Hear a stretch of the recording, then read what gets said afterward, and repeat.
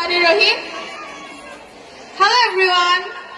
Good afternoon, honorable chief guest, special guest, head teacher, Mr. Azharul Islam Bhuiya, assistant head teacher, other honorable teacher, guardians, my classmate and youngest brother and sister, take my heartiest salam. Assalamu alaikum. I am Nusrat Jahan Ima.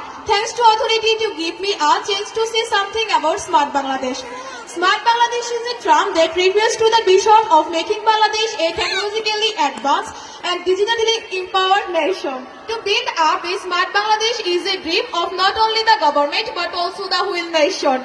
The government aims at establishing Smart Bangladesh a technologically developed and prosperous country by 2041 through the transition to a knowledge-based economy. The main purpose of the government is fixed for base smart citizen, smart economy, smart government and smart society to make the country smart Bangladesh. The government of Bangladesh has been taking various initiatives to materialize this vision. To achieve this goal, the government has launched several initiatives such as the Digital Bangladesh Campaign, which aims at providing widespread access to information and communication technologically and improving the country e-governance system.